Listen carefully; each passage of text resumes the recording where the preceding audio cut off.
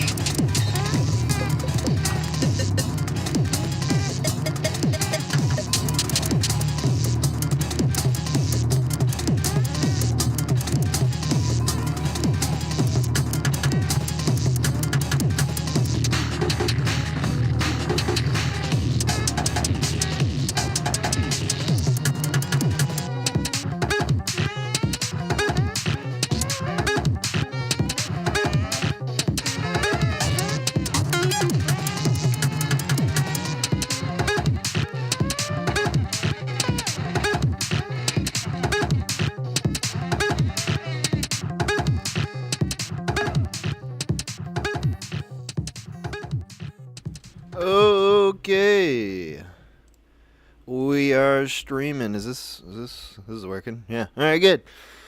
We're back. Welcome back to the Collins Show. It's been a bit, maybe like a month or something. I don't remember, but it doesn't matter because we're doing the show again. Here we are. The topic today is gonna be psychosis. Some familiar territory on this show. We talked about mental illness and we talked about weirdos, but let's just make it a little more specific. Psychosis. What is it? What is that? I think this audience will have deep, deep personal insights into psychosis, whether it's something you've experienced yourself or if you've had some friends or family that have dealt with that, and I just want to talk about it. I want to figure out what the hell is going on with people. What the hell's going on in those freaking psycho brains? Why can't you just chill out, dude? Why can't you just take it easy? Smoke some weed, dude. That can make people psycho, actually. I went psycho briefly on some of that green weed. Not fully psycho, but it was enough. It gave me a taste. I got up at 3 in the morning a couple weeks ago, and couldn't get back to sleep. So I took a toke off the dank herb, as one does, and immediately lost my mind. Immediately went to crazy land. I was blaming the weed at first, the specific strains. I never understand the difference between. I don't want to get into all like a deep weed discussion, so I'll just never mind. But I just immediately fully believed that I was not me, or that there was an alien or some sort of being in a far off place, not even maybe the universe, but somewhere far, far away, and they were controlling my body and everything that I did. And it was like the point of it, the point of me, the point of Earth is that it's just a big like reality show for a bunch of aliens to watch, and like they watch all of us. And they got like they've got some sort of system for understanding all of our flaws, and so it's just like it's a really funny show because it's like they see exactly what our problems are, and then they can just laugh every time that we screw up.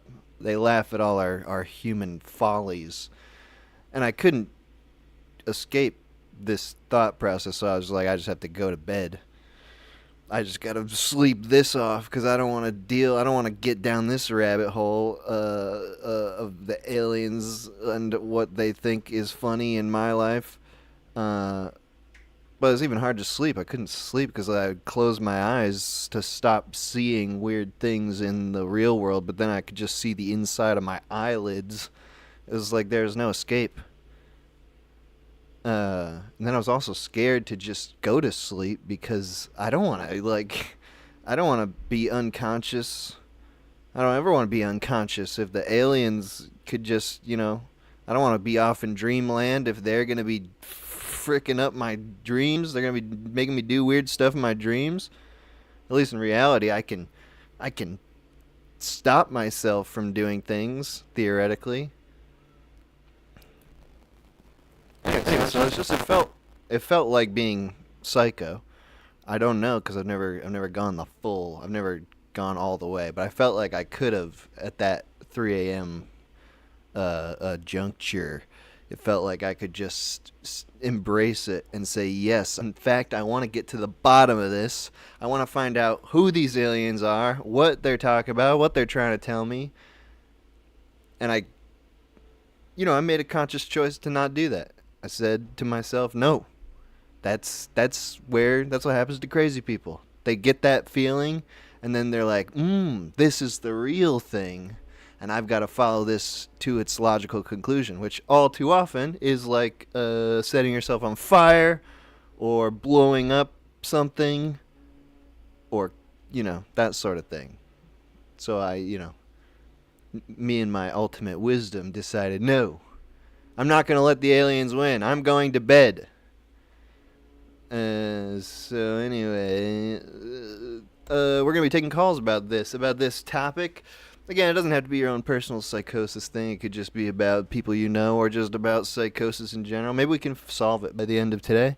Maybe we can just solve it and cure everyone of psychosis. Or maybe we'll find out that is the real deal and that we are all living the lie. We are dancing the aliens' jig. We are their puppets.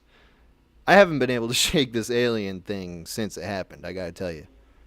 I'm starting to integrate it into my normal brain routines, and I don't know, it's scary. I don't know what to do with it. I don't know what to do with this information.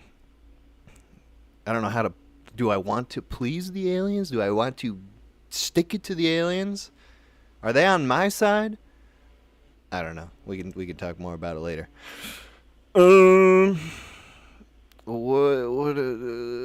gotta turn to this stuff. Alright, so I'm gonna open up the calls here in just a minute. All the music from this stream that we were just listening to and for the remainder of the stream is from an artist called Golden Furniture. I discovered them just a few weeks ago on their SoundCloud. They've also got a Bandcamp. I've linked the Bandcamp to the album that we're going to be listening to in this stream in the description of this video.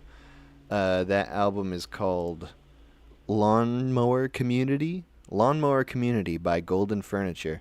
So yeah, if you're enjoying the music on the stream, click on that Bandcamp link in the description of this video and you will find that there.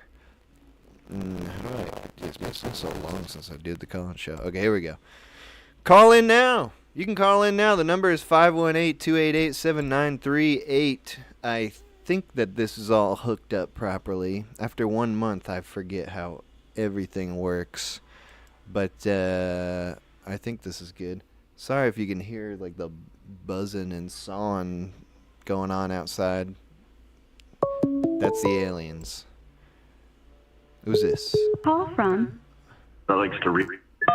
Oh, hello? To accept, press 1. To send a voicemail, press 2. I thought I did it. Oh, hello? Doing today, amigo.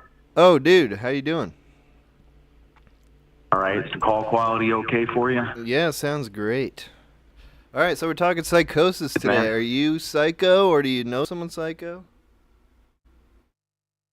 Much about being personally psycho apart from my own psychedelic experiences, but I've been reading a lot of books that have been touching on this topic, so I figured I could call in. Okay, please give us some info. I have much to say pulling out my ass other than just the things I've been reading have been seeming to point that it's connected to just about everything is the shortest way I can put it, and how seemingly these people with psychosis might be onto something, how they might be seeing something that regular folk aren't. The matter of them translating how they're feeling and what they're getting. Are they crazy or do they make sense? Are they clairvoyant or are they seeing whatever's going on in their head? This is probably the big question of the stream. What do you think? Is it something? Is there some sort of just they're unable to communicate? It's a matter of mistranslation. Mm-hmm. They are, in fact, getting something. They're seeing something. It's too real. There's too many people out there who are too dedicated, who are too committed to these crazy fucking ideas, whoever it may be, whether it's John Smith, the crackhead that lives on the corner, or Mother Teresa, the clairvoyant who takes $5 for fucking card readings down the street. Like, hey, they're both getting the same input, but they're both to it differently. Whereas even you or I could get these same inputs, but it's not so intense. And if we get it, we might just push it away. It might be like, whoa, that's crazy. I don't want to go down that path. An example of something that's coming to you, that's being given to you from another, call them aliens, because that's the joke we're at, right? They're aliens. So it's just because we don't know, fuck it, they're aliens, right? These aliens give you things every day. In a scenario, you're with a group of friends at a table and you're eating and you're all talking. Mm-hmm. And joke, and it kills all of those friends. They're dying laughing. But the thing is that you didn't think of that joke. It just came to you, right? That happens to everybody. It just came to you. What needed to happen came when it needed to happen at that moment. It was given to you. You didn't think about it. The aliens gave you that. We'll get more and see more, and they translate it differently. That's what I believe. To this, I've been maybe 9 books deep. I've been this for months, and it's stupid. You're in fucking psycho land, dude. Don't deny it. Slightly, just slightly. Yeah, a little bit. I can't help it though, man, because some of the shit makes sense when you ask yourself questions like why do happen to good people. These books tend to give answers. I mean, so that's what leads me down the psychopath, and what I stop myself from going deep into this line of thought is the why, is the what and the why. Like, what is it and why is it that would happen? Life is figuring itself out. Our brains are capable something as vast and as glorious as the universe, where we can acknowledge the fact that it's infinite or it's like beyond comprehension, yet for our little brain cases, this little fucking meat sponge that we have, it's entirely capable of the imaginative process to capture all the infinite, but within our own skulls. I think that's amazing, and there's a lot more to our cognitive being and existing than like we take credit for. Science likes to think it knows a lot, but we know this. Science seems to know, the Dr. Science, whoever he is, seems to know very little about the brain in general. Like, the homage to where it comes from. The scientific theory comes from Kevin Bacon, who is deeply rooted in esoteric shit. Like, the first major science was that of psychology. Yeah, the scientific method. Kevin Bacon. Isn't that Francis Bacon? Like, in science, was it Kevin? It might have been Francis. You could be right. My brain's like all over the place, and I woke up an hour ago, and then you put on this stream that was mistitled, so like I wasn't expecting a call-in, so I blame you. Dude, so this call-in show, this is the problem with getting too psycho, is that everything is connected and everything is reflexive and all this shit. It's like I made this call-in show specifically so you would call in and be the first caller. But I didn't. I don't know. Not that I know of, but it's like if you're going into full crazy mode, then it's hard to. You can never have anything be a coincidence. Everything happens for a reason. It's true, and this is also the big warning about these books that I've been reading. Beginning what the fuck do they call it? I think like serpent fire up the spine. I'm reading a lot of the world's religions, and I think right now I'm referring to Buddhist shit, but Okay. Come to realize is that all paths lead to the same destination. Talking about crazy Billy Bob Joe Bob talking about numerology and wanting to pull your numbers and like talk about all this crazy conspiracy theories, or you're talking about Christian Joe Schmo who goes to church every Sunday, seem to point towards the same thing. And what is that? Kind of unity, a sense of unity where they're connected to something else that brings them make you feel calm. It can make you feel at peace, joy, bliss, nirvana, whatever you call it. You know, there's something people are always reaching for, and it seems to be the things they talk about are that external, the thing they're reaching for, that happiness, because it's almost like a part of the human condition to always be upset, you know? Like, you could, everything you ever wanted, if you got it today, do you really think it would make you happy if you just had it? I'm sure I'd find something else to complain about. And it's like the human condition. You can't. It's. You can be happy when you're dead. For each of us. Possibly. I mean, that seems like the big togetherness thing when you're dead with all the dead stuff. I mean, I don't know. I can't get it. But hey, thank you for talking to me about this. This is a cool discussion. Hope I stirred some nuggets in your brain. I want to say two things for any listeners out there. Step 1, Mark Booth's Secret History of the World. Step 2, Alice Bailey, The Light of the Soul. I hope you guys have a good one. All right, hell yeah. Have a good one, dude. Bye. Call from Clarence! Clarence! Yeah, hey! You're a psycho, of course. Yeah, dude, I actually have something to say about this. Okay. So I'm a psycho. Thanks for opening with that.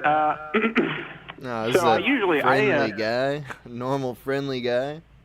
I'm a little too awake, you know? So what's up? What happened?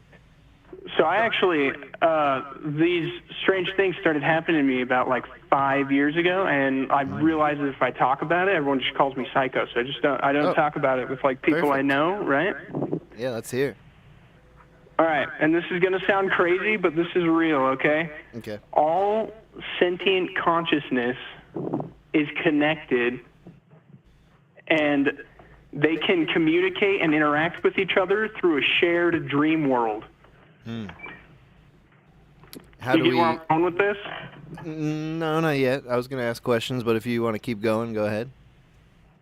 Yeah, so these dream worlds, they're like tests to get into them, make sure you're responsible, make sure you can control your thoughts and your consciousness. But yeah, once you break through, you just get to like hang out with all these cool like entities every night. It's awesome, dude. All right, Clarence, you are going to have to give us some details and specifics on what the hell you're talking about. Is this dreams? So you're just going to sleep? What are the tests? What do you mean? What are you talking about? So have you ever had that moment in a dream where you like look at your hands or something and there's like a limbo moment where you're like, I could become conscious in this dream, or I could just kind of go back to sleep and just follow the flow of the dream? Do you know what I'm talking about? Very vaguely. Well, yeah, you'll Well, have, let's and assume it's that I different for do. everyone. But step 1 is lucid dreaming and getting like kind of good at it. You don't have to be professional. I'm not like good at it really. I don't do it every night. Are there It comes and professional goes, lucid but- dreamers? You know, I don't know. You get paid to sleep. I don't know. All right. So is this something you've trained yourself to do? Yeah, somewhat. So about like 4 or 5 years ago is when I was finally able to start accessing shared like dream world. And whether you know it or not, you've been there too. Everyone's been there when they sleep. They touch the dream world a little bit, and then The they usually just shared- retreat back into their own mind. Okay. So wait. So just for clarification, there's a separation. There's an individual dream world, and then beyond that, there's a shared dream world. Yeah, exactly. You have your own like mind that you can play around in. But once you start understanding how these things work, you can reach out to just like a casual lobby filled with libraries and temples and like water parks and airships, and Whoa. it's crazy, dude. All right. So what do you do when you're in the shared dream world? I assume you've been there. You're talking about it. I've been there a few times. I've been there maybe a dozen times. You really just hang out and try to absorb, because there's people and things, entities, aliens, whatever you want to call them, right? That are really good at this and can just get there every night. You know, I can't. And I have been practicing this for years, but I can't get there like every night, right? But I have been there, and basically I just try to chill and absorb as much knowledge as I can. Do people in the shared dream world, do they explain to you? Is there like a guy who comes up to you when you get there? He's like, oh shit, you made it to the shared dream world. This is what this is? Or do you just have an understanding of it when you're there? You kind of just have an understanding of it, and it's not really words that are you don't like speak like I'm speaking to you right now. You like, it's like telepathic. You're communicating like abstract ideas. And a lot of it's just vibes. It's a good thing then. You never had a bad experience. You never got like ganged up on in the dream world and had something bad happen? It's pretty easy to lose connection. or just straight up get kicked out. Because if you're bringing bad vibes, you're just going to get kicked out, or they're going to zone you. They're going to wall you off from the rest of it. Wow. You can get kicked from the dream world? I don't know if they can exactly kick you. I mean, I guess if you got good enough at it and went in there with malicious intent, they'd probably just like block you off, zone you out, make you feel like a second is 1,000 years, and you just have to watch like C-rated movies forever. Well, and Clarence, to wrap this up and to make you sound as crazy as we can, what is this dream world? What is the point? Who owns it? Who's running this thing? What's it running on? What kind of software? Just what information do you have in your mind about the dream world? So no one owns it. No one runs it. There's infinite space. You don't need resources. You don't need to eat, right? Okay. Like, if you wanted to, you could just think of a sick mansion and it would just appear, and you just hang out in it. Mm. Are dead people in there? Is it everything ever, or is it just things that are alive? What I think it is a link between all consciousness, like throughout the whole universe. So I think, I don't know if dead people are necessarily there, because I don't know what happens to dead people's consciousness. Okay. But it's not like a stable, permanent place. It's very fluid because it's based on consciousness and the thoughts of those residing there and the intent of those that are in and out of it at the time. So it's a very like fluid, amorphous, constantly changing place.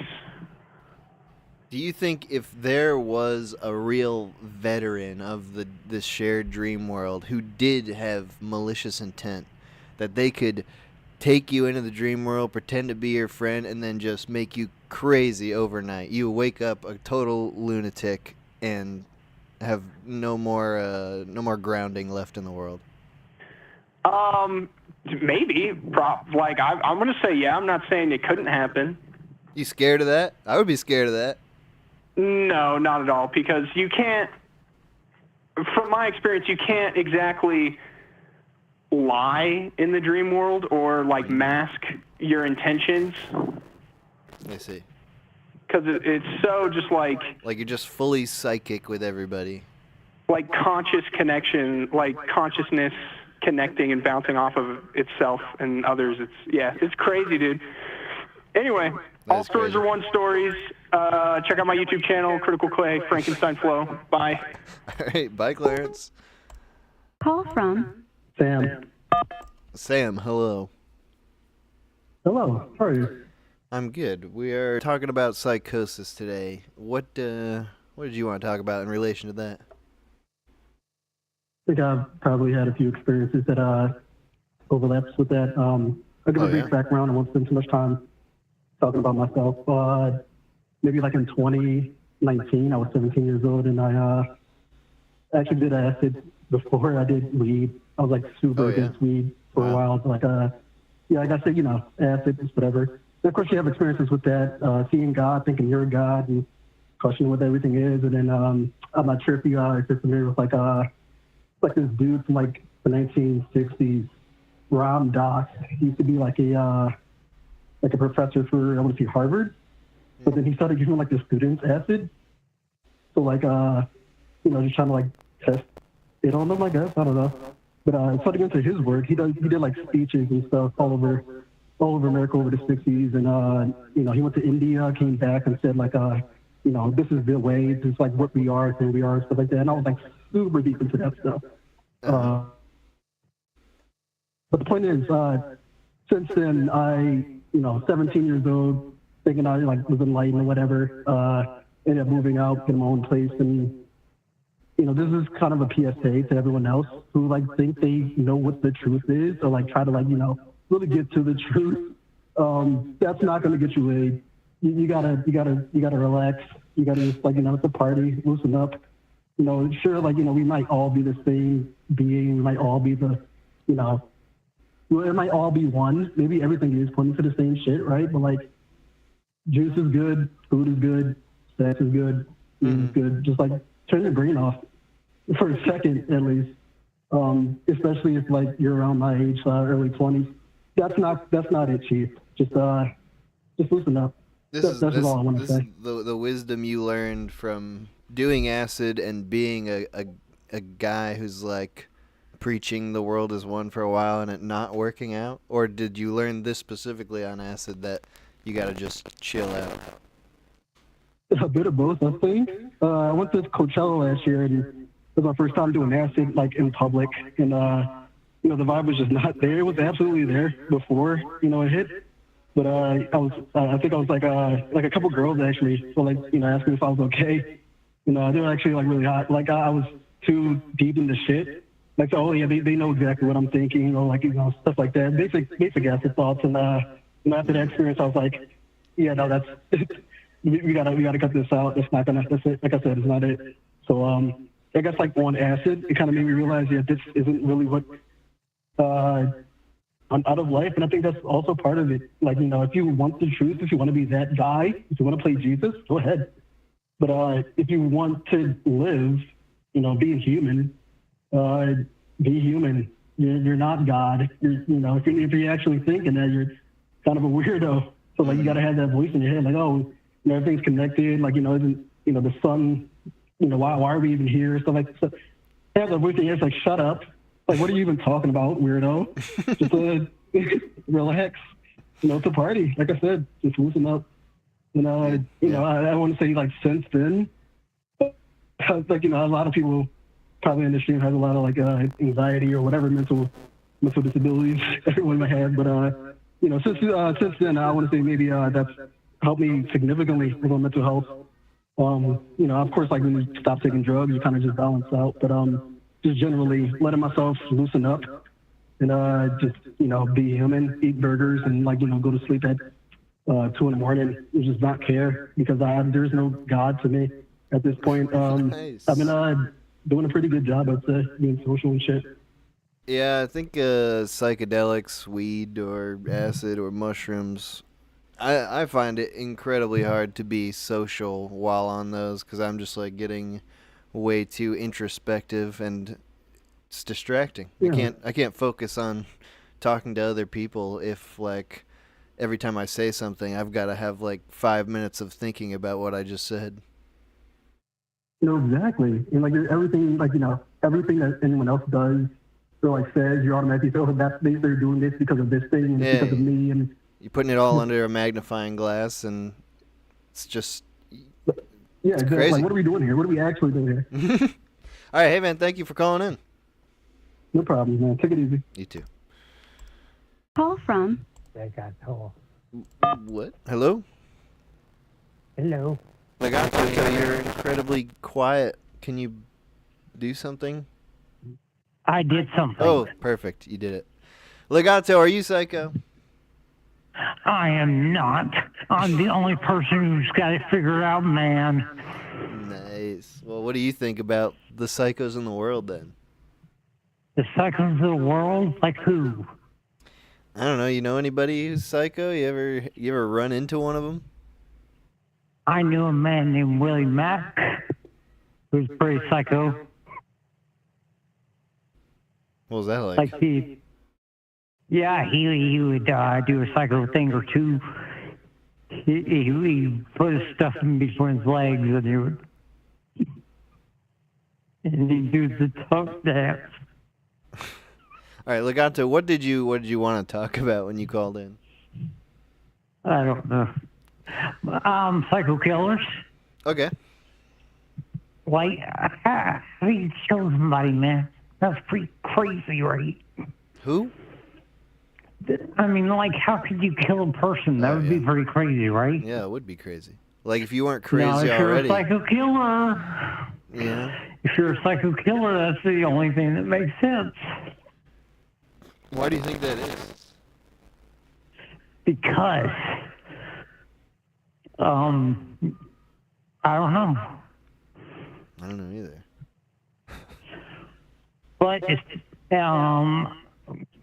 what was the fucking, thing anyways? Psychos, right. Psychopathic. I knew a guy who, liked to get stung in his penis. Stung in his penis?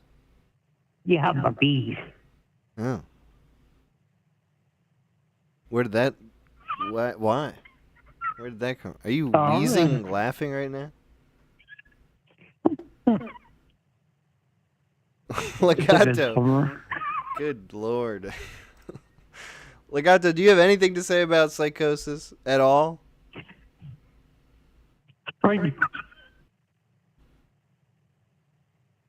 Huh? Okay. Okay, then. You can call in now. The number is 518-288-7938. We're talking about psychosis. Psychose. And I guess related issues or circumstances. Call from John. John.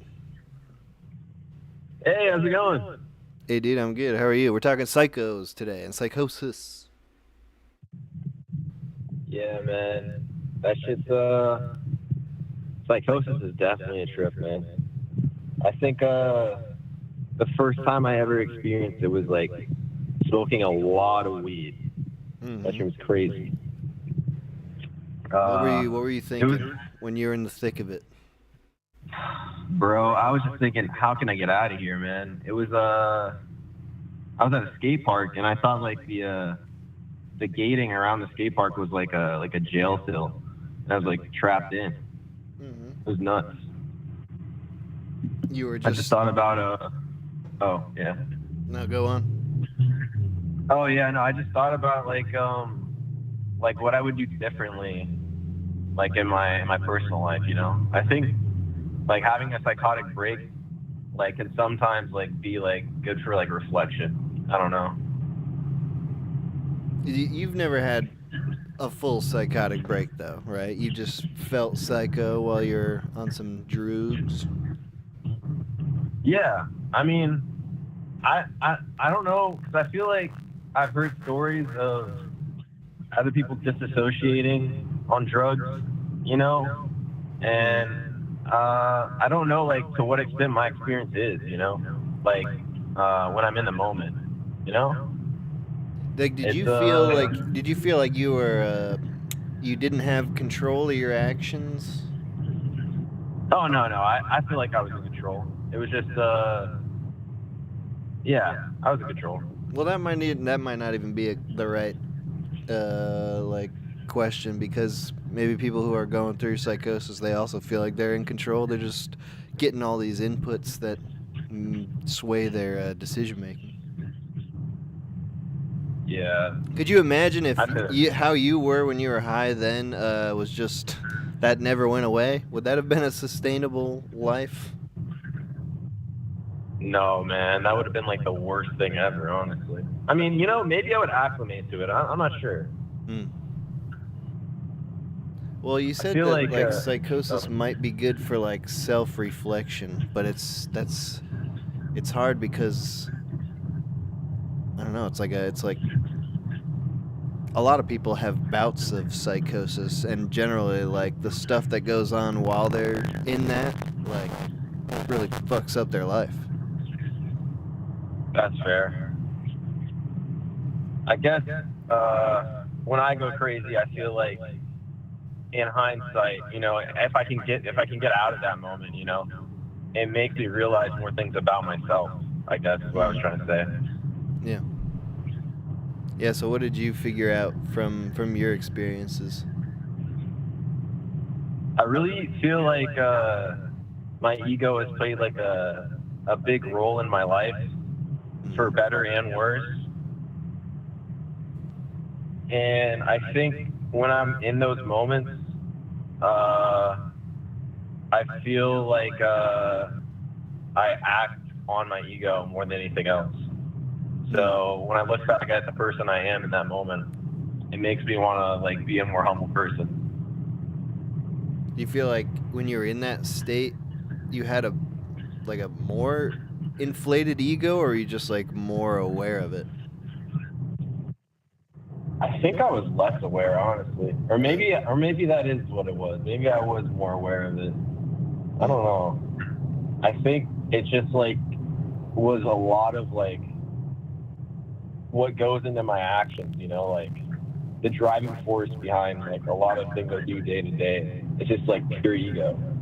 I think this might be a thing, you know, like smoking a ton of weed kind of puts you in a different brain perspective. And then, I mean, I'll speak for myself, I won't say you, but like if I smoke a ton of weed and I'm hanging out with people, I like can't function normally because I just get so in my head about how I do anything. It's sort of like I'll just freeze up. I won't be able to interact with people because everything I do, I'll be like, why did I say that? Why am I acting this way? Like, why is this what I'm normally like? This, I get really upset at myself. Yeah, for sure. I get that. It's easier to just smoke weed or do psychedelics by yourself because then there's no one there to like observe you. Yeah, for sure.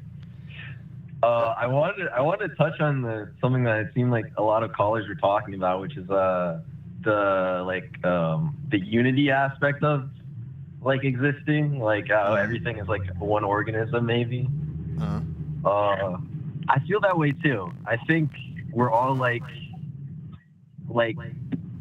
super grotesque, but at the same time like insanely beautiful, and like the world is like, I mean, humanity is like really evil, but at the same time we're like really good too. Like, I don't know.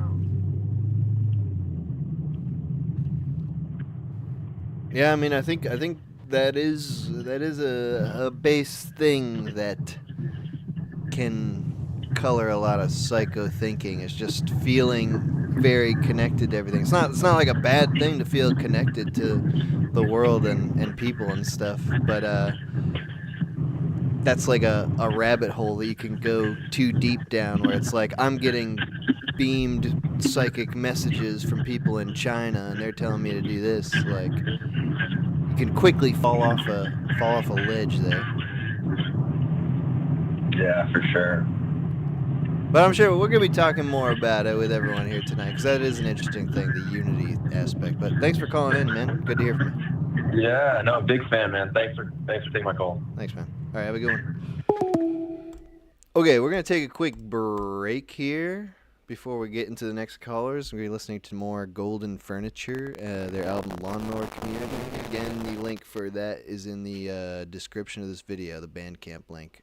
We'll be back with more calls about psycho shit very shortly.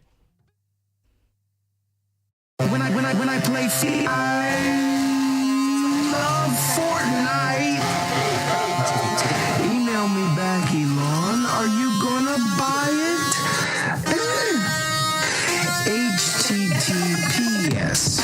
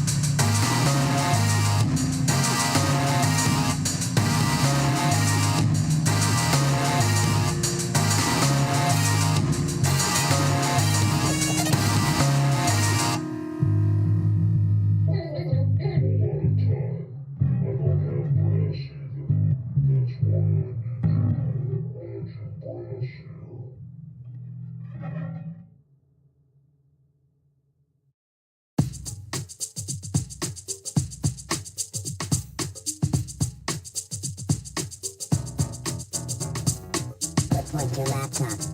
Fury squirm. Laser ready. Here I go. To punch. Flash beam. Where is it? It's already here. Point your laptop. Fury squirm. Laser ready. Here I go. To punch. Flash beam. Where is it? It's already here. Kill a solution. Dig it.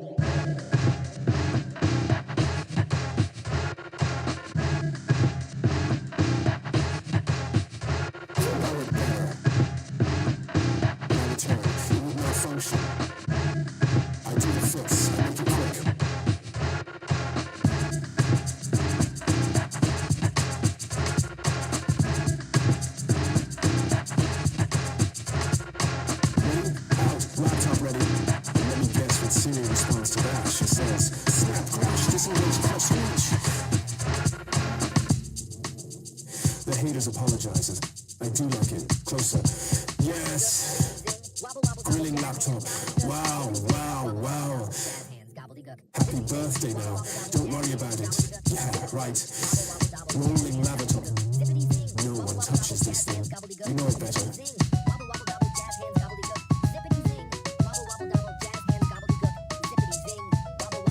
When I return, it will not function.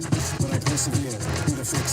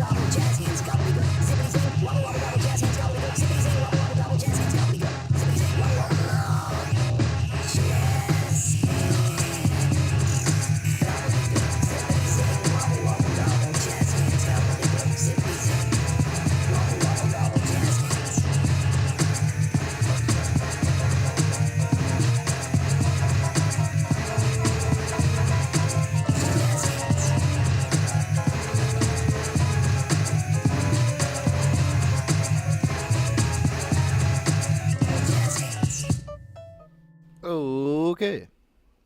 We are back. Alright, the lines are open. You can call in now. 518-288-7938. Am I loud enough? Sorry if there's sound issues here. I gotta someday do some sort of sound check or something. Make this actually work. But you can hear everything, right? I mean, that's the main thing. You just gotta be able to hear everything. Who's this? Call from Esweezy. Esweezy.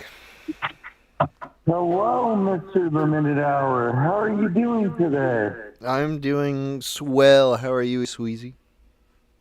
I'm doing pretty good. I'm off some weed and I'm just chilling. Right? Classic Esweezy. Well, we're talking about psychosis today. Some people have been talking about some psychedelic experiences they've had. What do you have to say about all that? Well, little known fact, I'm actually schizophrenic. Oh, shit. We're going straight to the source. That's right. Well, what's going on in that whacked out brain of yours, dude? Well, if I don't take my Seroquel and my Haldol, I'd probably go insane. Has that happened before? Yes, it has, during college. Uh-huh. What happened?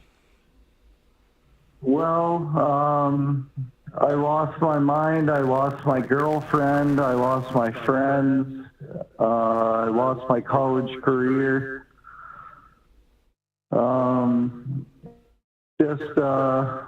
It was just a shit show.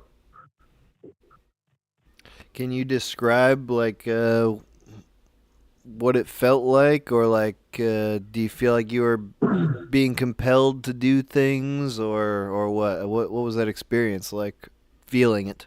Well, what I felt during that period in college is I felt like everyone was talking about me, and everyone was spying on me. I actually had a moment where I put tape all over every single hole in my stucco wall. Because you thought maybe Just to something block was out coming the in. cameras. I see, yeah. That sounds difficult. It was, but after proper medication and working with my therapists and psychologists,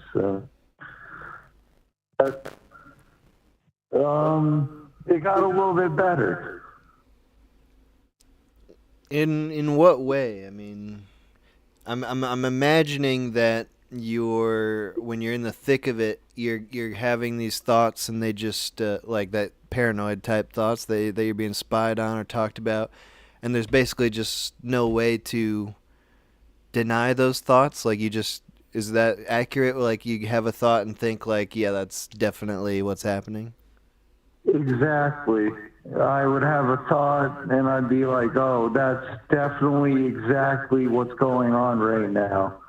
And I would just run with it without consulting anybody or talking to anybody. Is that like then the basis of the therapy is consulting with people, or just having some hesitation when it comes to your own thoughts? Someone to tell you that all of this isn't actually going on. It's all in your head. But I believed it so hard that I was very resistant to therapy at first. Yeah.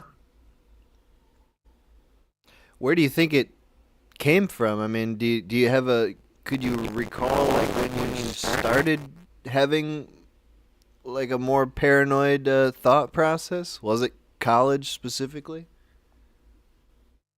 It was definitely college that made me break into psychosis. But maybe you had a hint of paranoid stuff going on earlier. It wasn't like it wasn't like one day you woke up and you just thought everyone was watching you all of a sudden. It was maybe more gradual. Or you tell me. You tell me. Well, it was somewhat gradual, but there was one day where I just reached my breaking point. I was writing down in my notebook, like, I see you fuckers. You're coming after me. I can see you fuckers. Mm-hmm. And I still have that notebook from college, and I read through it sometimes, and just to see how fast psychosis took hold is pretty interesting. So then, how do you feel now? Do you feel like what is it about the therapy and medication that you feel makes you better, or not going to go into that again? Well, the medication I take is Seroquel, Haldol, and Valium. What does that do? And it basically grounds me. Like, it makes me not hear voices anymore, because that was a big part of it. I heard a lot of voices. I see, yeah. Voices that seem like they weren't your own thoughts, like they were coming from somewhere else. Exactly. What sort of like, what were they saying? Were they like feeding into that paranoia? They were definitely feeding into the paranoia. It escalated so much when When I heard the voices were saying stuff like, "Oh well, you're lame, you're stupid, you're dealing with all this shit. You're because you don't know how to act like a normal human being." Mm-hmm. So how do you in your mind identify like what is an external voice versus like your own thought process? I started to be able to differentiate a couple years after the college experience. I was able to, when I hear a voice and I hear like a real person, it's like it's a very different sounding message.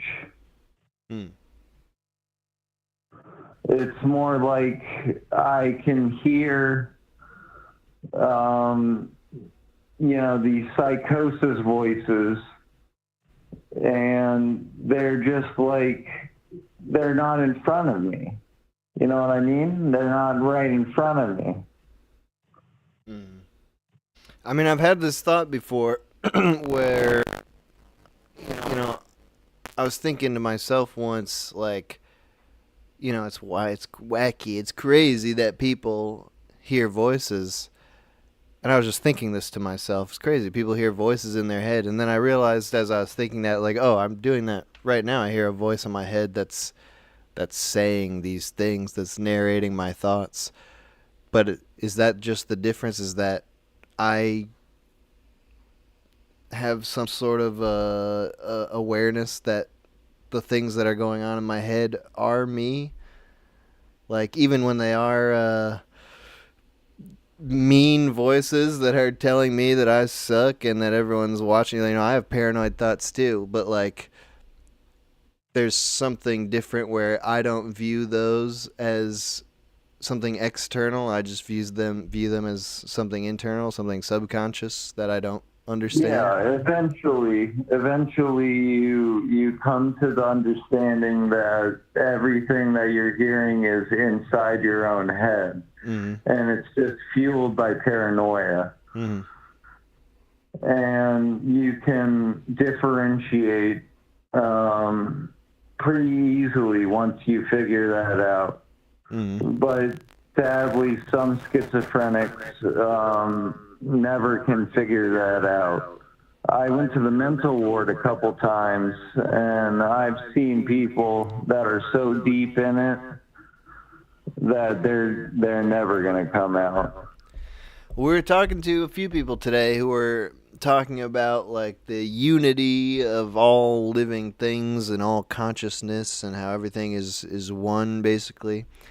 And I feel like that sort of perpetuates the schizophrenic thought of like, it's not me, it's not internal, it's something that, because I'm part of everything else, I'm being delivered messages that aren't my own.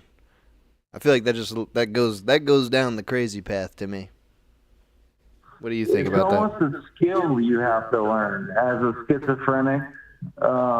Someone who is constantly receiving voices. It's almost a skill you have to learn. How to differentiate? How to differentiate, exactly. Well, Esweezy, I'm glad that you're on a more even keel now. You feel okay? You've got systems for how to deal with this stuff? Yeah, definitely. I'm way more healthier than I was in college. That's good to hear, then.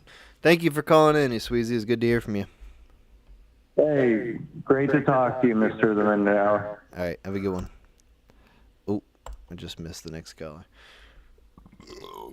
Oh, God. Wait.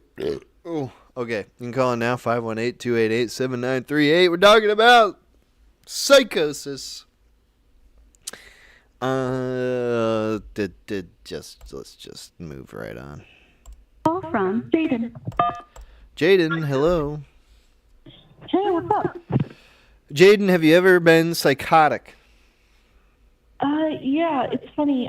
What that guy was talking about, something very similar happened to me in high school, but I was never diagnosed with schizophrenia. I still haven't been. I was so depressed when I was like 15.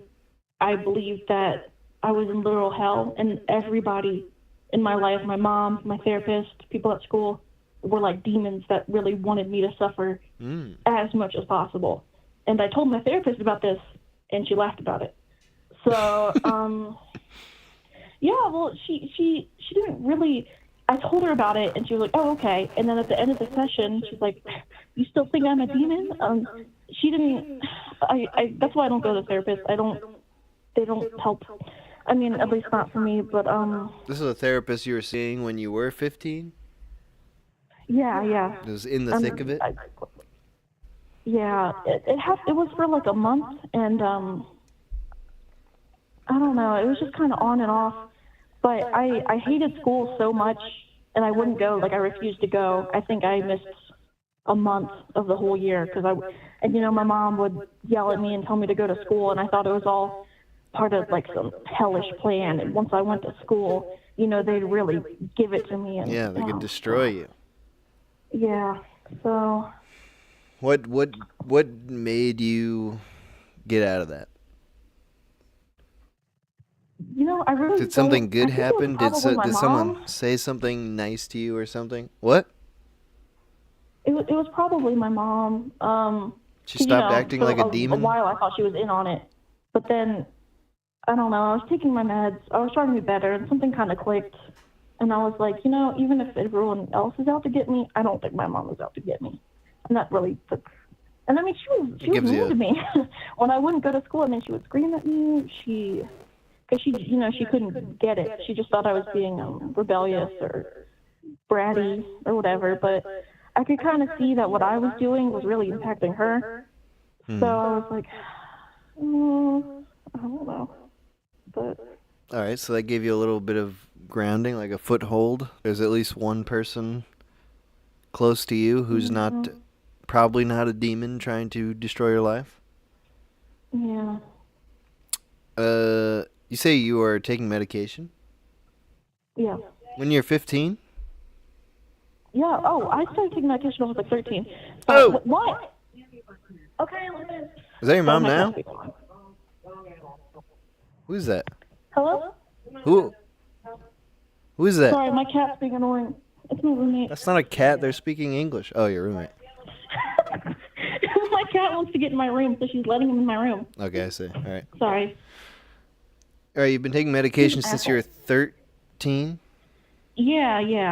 When I was young, I used to have it just all blew up in my face. I had anxiety. I didn't have any friends. So they put me on Prozac for a while, and then I tried to kill myself, and they're like, Prozac don't work. We're going to put you on something else. Jayden, good Lord. You had anxiety and you didn't have any friends, and they put you on Prozac? How deep was your depression? Before? I wouldn't get out of bed for days. Days? I thought everything... Were you gaming? No, I wasn't gaming. I was just laying in bed. I thought if I got out of bed and did something really bad would happen. Okay. All right. Everything was overwhelming. Going to school made me physically feel sick. I thought... I don't even know what I thought. And honestly, I'm kind of getting into this now, again, 10 years later, where I feel like getting up and doing things is bad for me, which I know isn't true, but it feels kind of true. So you're back, dude. What are you going to do? How are you going to break out of this cycle? I don't know. I like I said, I took meds for 10 years. I'm so sick of meds. I'm not taking any more meds. I really should, but I've been on 10 different things, different psychiatrists. I did that medicational cranial stimulation thing where they tap on your brain. That worked for a little bit, then it didn't. I took ketamine therapy. That worked for a little bit, then it didn't. What other drugs have you taken? I'm not taking anything. That's probably why I'm whatever. Dude, I mean, I don't know if you're just listening, but Esweezy, he was pretty crazy in college. Now he just smokes weed every single day, and he's fine. Yeah. I mean, I just took meds for the longest time, and I'm sick of them. Yeah. I'm just kind of at the point where I'm like, it's never going to get better. I'll just do my own thing. But yours is not like a paranoid sort of crazy. It's not like the schizophrenic kind that we've been hearing more of today. This is like the depression kind, the I don't want to do anything, I don't want to get out of bed. You think something bad's going to happen if you get out of bed? Yeah. Something bad happening to you? Right now? No. Or that you will have a bad effect on the world if you get out of bed. Is it that you think something's going to happen to you, or that your impact on the world will be bad? I guess it's both. Oh shit. I just I feel like some people, they're just here and they don't do anything. There's no reason for them to be here. I'm sure there are people who there's a reason for them to be here, and there's some people who aren't meant to be here. So I gotta stay out of people's way. Like you don't want to impede someone else's progress or something? Yeah, and like I said, being outside is overwhelming. Just going to the store, there's so many people, there's so much noise, people are talking. I don't really think they're talking about me, but they know I'm there, and I don't like them acknowledging that I'm there. So there is a little bit of that. Well, you can keep calling into the call-in show. You can do that from bed. I can. I know my cat's in the bed, and he's smacking me. That's good. You got a cat, you got a bed, you got a phone. What else do you need? Yep. Not much. Maybe some Prozac? Oh, no. No, you're done with that. All right, good. I'm done with that. All right, well, Jayden. I actually have... What? Go on. Go. I've been prescribed meds, and I haven't taken them, so I got a big chunk of meds just sitting there. But nice. You could become a drug dealer? I don't think anybody wants Wellbutrin. That's not powerful enough. All right. Nope. Well, Jayden, thank you for calling in. Always good to hear from you. Yeah, thanks. Have a good one. All right, you too. Bye. Ooh, unknown. Call from Kiwi. Hello? Hey. Who's this? I made it. Isaac. Isaac? I can Kiwi, but it's actually Isaac. Am I live? Yeah, dude. What's up, Isaac? Yeah, long time caller, man. I just thought I'd call in and maybe put a positive spin on the whole thing. I'm a recovered psychotic from down under here in New Zealand. Let's hear it. Yeah. I kind of framing it as recovered because I'm off the meds, living a great life again. But definitely been through the old rinse mentally. Full blown psychosis. There's actually two flavors of psychosis. I haven't heard anyone bring that up yet. You can either go manic or you can go depressive. Those are the two types. I was lucky enough to go manic. So that's the better kind? Yeah, it's way funner. Because you're on top of the world. You think you're about to reinvent, money or something, or drinking, or... Oh, yeah. So there's a million scenarios that I was going through. This is something that lasted years, and it's not like being crazy isn't like you hear voices or see bugs or anything like that. I think it's more like a bit of framework is to say that you're not in control of what you think the narrative is. But everyone's got a narrative that they think that is happening, like, hey, I'm in school to work towards this, that. But for me, I thought, hey, I'm on Survivor Island, got to get to the beach to win my big check. Then, hang on, no, George Lucas has sold us out to the aliens for a Hollywood check. Or, I've seen aliens. That's interesting. God, man. It's what you believe the story of your life is at any given time. Yeah. You might think that's a cool way of looking at it. You might think, a lot of people, if they're just in college, they would think, I'm in college. This is the story of me in college. But someone who's having a manic episode might just totally forget that and be like, I'm here to reinvent how we speak, and I can invent a new type of computer language or something. Like, that's what my story is right now. Yeah, totally. And it's possible. I mean, there's nothing stopping you actually doing that. True. But another way to say what I'm trying to get at is, like, if you've ever had a dream, you don't necessarily need all the evidence to believe what's happening. You just, like, show up in this scene and you know that this person is your sister's husband. You know, you don't have to have the evidence to actually know that about it. Mm-hmm. You just, like, get in and you already know. And when you're psychotic, there's a lot of that information that just dropped on you. Yeah, so it's like, so you're saying being in a manic state is kind of like dreaming, where it's just you're plopped into situations and you create or otherwise believe you have a total understanding of that situation? Exactly, yeah. And I guess the difference between being psychotic and sane is that there is such thing as, like, a shared kind of narrative. And if you share the narrative, then you're sane. And if you have your own narrative, then you're something other than sane. Now, obviously, the argument could be made that then for innovation or, like, serious progress to be made, it might require some people who are a little bit psycho to kind of divert away from the shared narrative that, that things are as they should be. Yeah. I get what you're pointing at, but I think you have to have a solid kind of grounding in what that, I don't know, kind of collective narrative is, or shared reality tunnel that everyone's operating through and being channeled through is, in order to shake it up if you wanted to, if they're inclined to change it. You need to know where you're changing from in order to change it to somewhere else. That's what I'm trying to say. Yeah, I see.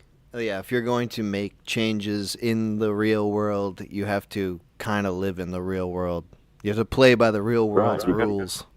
You got to know where everyone else's head is at if you want to try to shift them.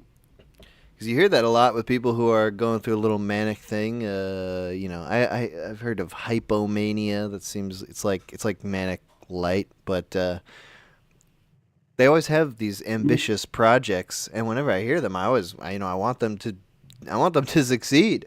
There was a guy on the Discord Patreon server for the Minute Hour who was sort of losing his mind a little bit. Shout out to Bumbo.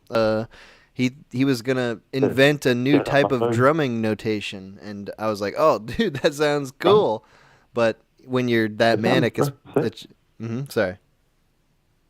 Yeah, go for it. I was saying the exact same thing you're saying. Like, my ramp up into psychosis was a lot of that kind of energy.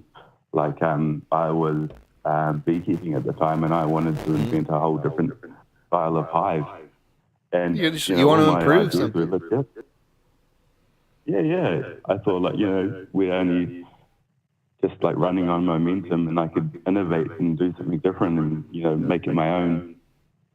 But from an external perspective, people are like, oh, man, you can't just go and change it all up. Just, like, stick to what's established. So what is it that stops?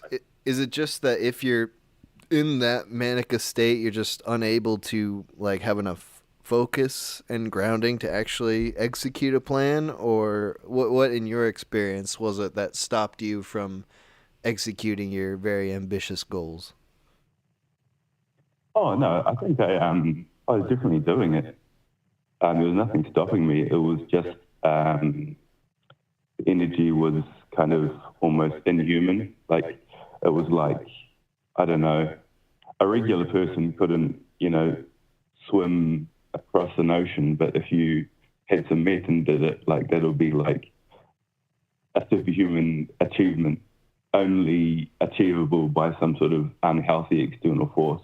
And that unhealthy external force for me was this manic energy. So I'll be staying up all hours, drawing plans and, constructing stuff. And, it was I don't know, it's hard to frame, but that was definitely like the rampant, and that's when people started telling me, hey, you're acting off. And I couldn't see it. You can't see your own kind of actions from an external perspective, like just like the fish can't see the water, you know? What was it that made you eventually see it?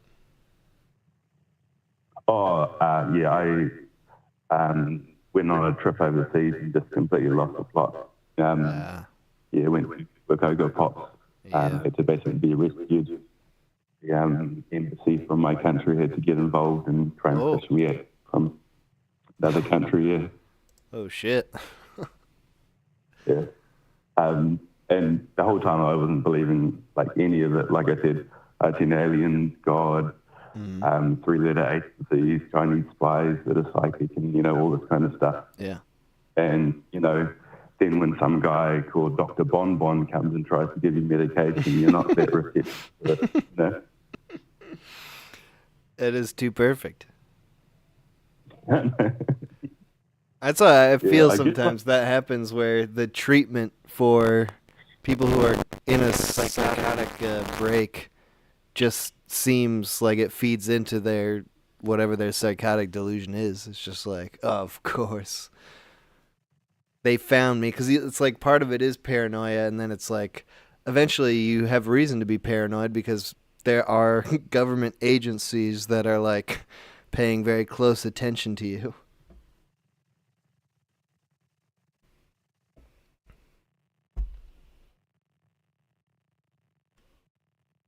I guess. Well, I think I lost you there. You sound very, very quiet now. Sorry, I would put my mic up to my mouth. Yeah, you're back. You're back. And I'm also on Starlink, which is a bit... oh, nice. That's not that great of a connection. Anyway, I just wanted to give a little bit of advice to anyone who might be going through something like that, you know, because I'm lucky to have come out the other side. If I didn't recover, I would have been slapped with the good old schizophrenic label and been medicated for the rest of my life, I guess. Yeah. You just got to check in with other people, and it's like you've got to develop a healthy form of skepticism. Like if anything seems really exciting and cool, you know, you might just be tickling on that if anything seems exciting or cool, you might be psycho. That's your advice? No. I guess what I was getting at is like the advice is, you know, I think it's so different for everyone. I can't give umbrella advice to everyone, but checking in with people. Check in with other people. If everything's mundane and just, you know, normal, boring even, you shouldn't have to worry too much about your mental health in terms of like actually being schizophrenic or manic or psychotic. I think if things start to feel a little bit magical and awesome and fantastical, like the whole Unity thing people were talking about, you know, it just seems a little bit too cool to be real. So maybe touch base on that kind of stuff. And I mean, I would think that if I was starting to have some magical, cool thinking, and if I checked in with someone and they were like, you're being crazy, my first thought would probably be, you know, they're a demon or something, they're a Chinese spy, you know, they're part of the enemy that's trying to keep me from tapping into the secret awesome power of the universe. Yeah. So what do you do for that? Well, how do you avoid that? Oh, you know, I think if you actually want to tap into like magical powers of the universe, you got to go like for a trip up to like a Tibetan monastery or something, man. You can't do it in your flat. That's fair. Yeah, just make it unobtainable. Just be like, it's not even worth the trouble. Like to Amazon jungle or something like that. Yeah, I'll never Somewhere way out. I'd rather just act more chill. All right, well, hey, thank you for calling in. Good to hear from you, man. Yeah, good to chat. All right, Take have it a good easy, one. Man. Bye-bye. Okay. Let's see if we get another call here. 518-288-7938. If we don't get another call in the next 5 seconds here, I'm going to take a break. Oh, we got one. Call from Cornelius. Cornelius. Yes. Hello. Am I on the air? Yes. Oh, hi. Thanks for taking my call. I just want to say, first off, I'm a really big fan of the show, and I just want to say keep doing what you're doing. Oh, thank you. Well, we're talking about psychos and psychosis today. What do you got to say about that, Cornelius? Well, I just wanted to say that, I'm just really sick and tired of, I'm dealing with a lot of people on the internet right now, and everyone and their mom just keeps saying that my shit's a hoax, and, I'm just trying to post my life, and what they're doing, it's just old, it's tired, it's played out, and it has to stop. Look, it's just really hard for me to not get offended when they want to sit there with their little grin and say that, my shit's a joke, because, they're talking about my life, as if my life's like a fucking joke to them. Okay. So what are you talking about? What's prompting this response? Well, I've never really been on the internet much, but I made an Instagram page recently, and everyone and their mom just wants to keep saying that what I'm posting is a joke. And I don't know how to really go about it anymore, because I'm just trying to post my life, and I guess they think I'm another copper cab or something, or they want to... Another what? They think it's some type of... like a copper tab, or like I'm LARPing, or that it's some type of performance art, or I'm acting, or you know what I'm saying? That's so frustrating. I'm not. It's very frustrating, So what are you posting? Why do I mean, you're just posting your normal life. So what is it? Why do people insist that it's a LARP? Well, that's a really good question. So this is the very first video that I posted, and it attracted the most attention. And basically, I have this certain abusive corner. So every time it's every single time that I walk into the room, he just starts mouthing off and like gaslighting and projecting, and just calling me basically all these different names. And it was just me filming him. It was me. This is like evidence. I was documenting what I was dealing with in the room. What did you say it was? A roommate? A who? No, it's this corner in my room. It's like the dude just doesn't leave me alone. What do they say? What does this person say? It's a person.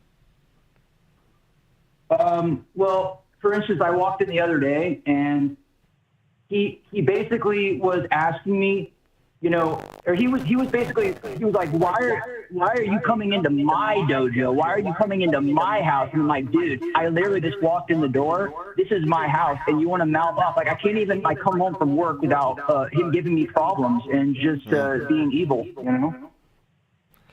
And then you record this and you put it online for evidence for later. Really, dude? I'm sorry, dude. I'm on the phone. This is what we're doing? I'm literally on the phone, dude. Find a fucking hobby. He's starting right now. Sorry. Do you ever win these arguments? I don't know. It's impossible. See, with narcissists, you can't win. They are always the one in the wrong. Or, I'm sorry, you're always the one in the wrong, and it's impossible to win with them. Well, it must be so upsetting. I mean, you had to deal with this on a daily basis. Then you post online, probably for posterity, if you ever want to, take action or just have a record of this. And then people are calling you fake. Yeah, I mean, it's frustrating. Sorry. You okay? Yeah, that was sneezing. What was that? Oh, okay. I was sneezing. I'm sorry about that. I was sneezing. Oh, shoot. A plane just flew over. There's only one explanation. Carl sent a spy plane after me to see what I was doing again. This is not the first time either. Oh, no. Carl he's a whole other ballgame. I'm sorry, go on. Do you know people in real life that you have friendly connections with? Friends? Do you have friends? Oh yeah, I got a couple friends. Like I got like 2 friends, you know. What do they think about this whole situation? You know, John, he's really supportive because I don't know. I feel like John doesn't fully believe me. I mean, like there was this. He was in the room the other day. Like he came over for a beer, and dude started mouthing off, and he kind of just looked at me. You know, you could tell he didn't really like. He could hear what Carl was saying, but he didn't. He didn't fully grasp the situation. Like I don't think he understands the validity of my argument and what's actually going on. Carl is the corner. Carl. In your room. Yeah. Yeah. I mean that's where he resides, yeah. Is it a person or is it a corner? I'm confused. Well, it's the corner of my room, but that's where Carl is. Okay, I see. And did Carl name themselves? It's right in my kitchen, it's right. What was that? Did you name them Carl or did they name themselves? Did they introduce themselves at some point? They came with the house, I guess. Oh, absolutely. I mean, yeah, he 100% introduced himself. He doesn't stop. He never stops mouthing off. Oh my shit! I just dropped my cup. I had 1 day left till retirement, and now it's obliterated. That's fun. Jeez, that's I'm hard sorry. to hear. Well, hey Cornelius, I mean, I've been working with that cup for. Can I just say one last thing before I go? Yeah, of course. So I'm sick and tired of the stupid rabbit stealing the tricks from the kids. It's been years and years. Silly rabbit, tricks are for kids. You are not a kid. You're a dadgum long-eared fuckhead rabbit. So stop stealing from children. It's not funny. Let them eat their cereal and let them be in peace, long ears, okay? Silly rabbit. This is child abuse, dude. Okay, well, it's good talking to you, dude. Thank you so much. You have a blessed day, my friend. All right, you too. Bye-bye. Okay, we got to hear from Cornelius there. We're going to take a quick break. All the music from the stream is from Golden Furniture from their album Lawnmower Community, the link to which is in the description of this video. I'll be back in 4 minutes and 17 seconds with more calls.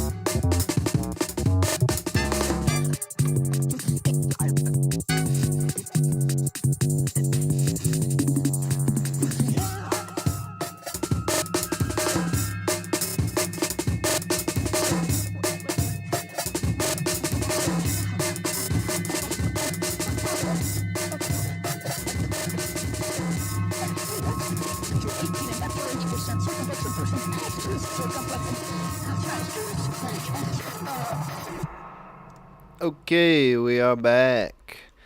This is probably going to be the last portion of the call-in show. We'll do another 30 or 40 minutes of calls here. Before we get into that, I want to say, if you don't know about it, you should know. Chunk. Chunkmonthly.gumroad.com. It's right there on the computer screen. Chunkmonthly.gumroad.com. It is a thing that me and Moxie Famous are doing. You pay $10 a month. You get a new piece of physical media in the mail. Theoretically, every month. It takes us a little more than that. In reality, we're working on getting everything all tightened up, so it is actually monthly. But for $10 a month, you will get a new chunk for every month that you've paid. The chunks are comics, there's zines, there's CDs, there's stickers, things of this nature. Working with a bunch of independent artists, people who I know personally or I've worked with or I just know through the internet. This month, the chunk that's going out today, in fact, for everyone who's already signed up for Chunk, is called Soma. It is a 32-page black and white comic anthology about topics that we're all interested in, sci-fi type shit. It's a bunch of short stories, funny stuff, interesting stuff, thoughtful things that you will find in Soma. It also has a sticker pack with 5 unique designs by the author. The author of Soma is Etienne Boulet.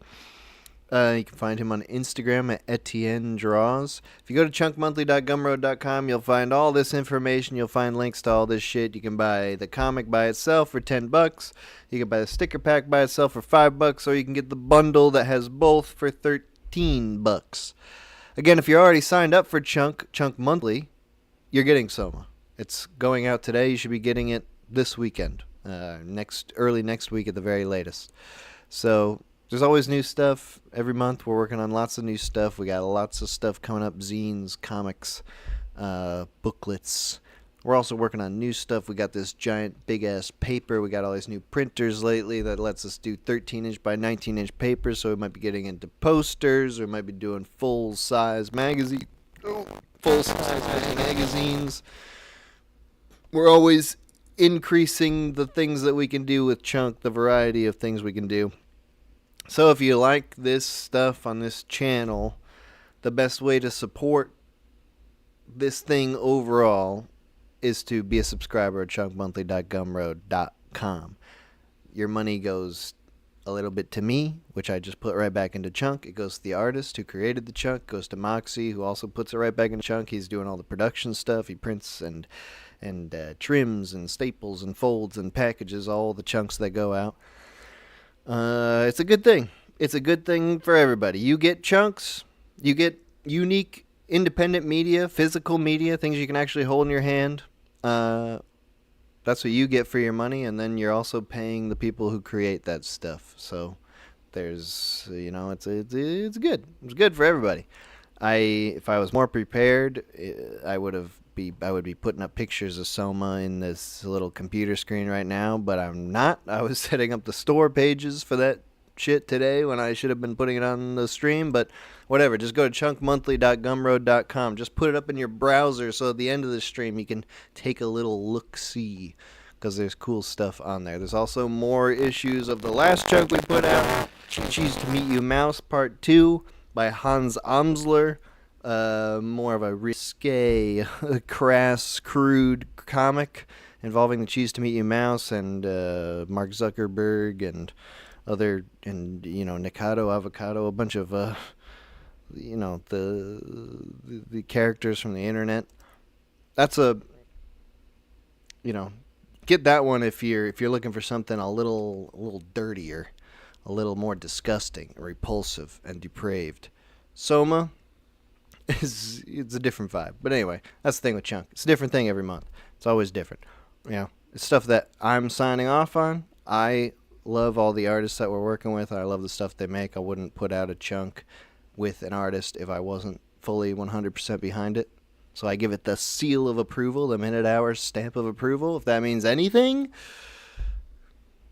And I think that's it. That's all I'm going to talk about with Chunk. Chunkmonthly.gumroad.com. If you got $10 a month, that's a good place to put it. If not, don't worry about it, dude. Everything else is still perfectly free. The call-in show is always going to be free. The minute hour is always going to be free. But when it comes to this enterprise, we're talking about physical media. It costs money to make it and to send it out there. So we do need money in return. And it pays the artist. Okay. That's the Chunk spiel. Let's get back into the calls. You can call in again. The number is 518-288-7938. I'm getting a lot of dropped frames on OBS. I don't know how stuttery this is coming out for YouTube. I don't know what the problem is really. I got a high bit rate at it. I don't know. Sometimes this just happens. But anyway, you can call in now. The number is 518-288-7938. We're talking about psychosis. David. Yes. Hi. Yeah, we're talking about psychosis today. What do you got to say about that? Well, I tried to listen to I was listening to the beginning, and I was listening to some of the earlier parts. So did anybody talk about mushroom-induced psychosis yet? Oh, we barely touched on some acid-induced weirdness, but I want you to go on about mushrooms. Well, this was, I've taken mushrooms before. I would pick them and try to dry them out and then eat them, but nothing would ever happen. And so this one time last year, I was at my friend's party, his birthday party, and there's somebody handing out mushrooms. I hadn't eaten anything all day long by the empty stomach. And I take these mushrooms, and I thought I was actually going to die. I legit thought of calling 911 while I was tripping. Why? What led you to believe that? My heart was just beating out of my chest. I heard, I have really bad tinnitus already. And so that was every little sound, crickets outside, just everything, and my tinnitus was just really loud in my ears. And I have anxiety already, and so that just kind of put me over the edge, and I just had a full-blown panic attack. Oh yeah. I would I went to my car and just closed my eyes and laid back, but the crickets were too loud, and I kept seeing all these visuals, and I mean, in the end, it was just a really bad trip, but I felt it's definitely I had a psychosis. I completely lost my mind, and I swore off any kind of psychedelic after that, because I used to take acid, small doses of acid, but after that, I was I legit thought I was dying. I almost called my parents, and it was psychosis. I was not in my right mind. And I was not myself. Have you ever felt anything approaching that not on psychedelic drugs? Yeah. Kind of, not to that extent. Like that was like a full-blown panic attack. Yeah. But have you heard of Boltzmann brain? No, say it again. I think that's the name, Boltzmann. I think. No, I don't. Never heard of it. It's the theory. It's the theory that there's one brain floating through space and time, and it's the only thing there, and it's making up all these other people and this world and this life. And since I was like 10 years old, I've been really ever since I watched The Matrix, I've had this scary feeling that I'm the only like real person alive, you know, and everything else is like an illusion or a computer thing. And even to this day, like if I think about it too much, I'll break out in like a cold sweat and I can't focus on anything. And just thinking that like, is everything real, you know? So you would think that you are the brain floating through space? You're the one actual thing, and everything else is like part of your imagination?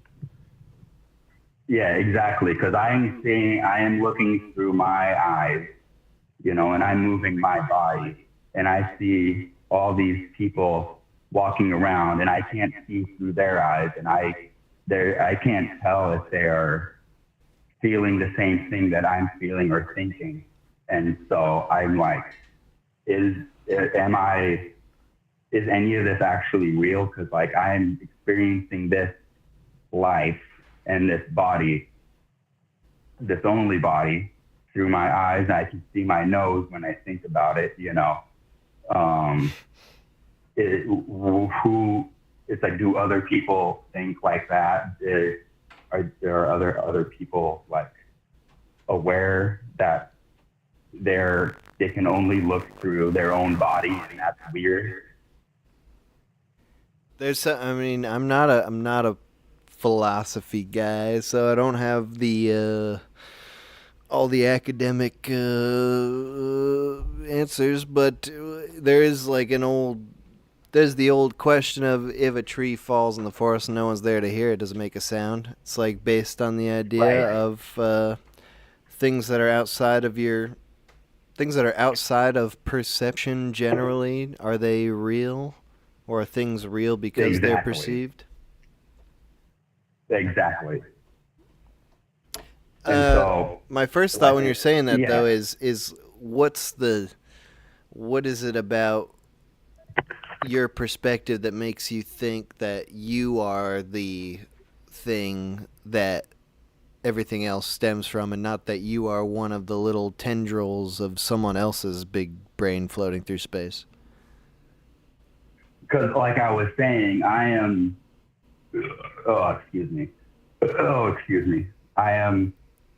looking through my eyes. You've got some evidence? Well, for the longest time, like I can't explain it, because it's just like this creeping feeling. Oh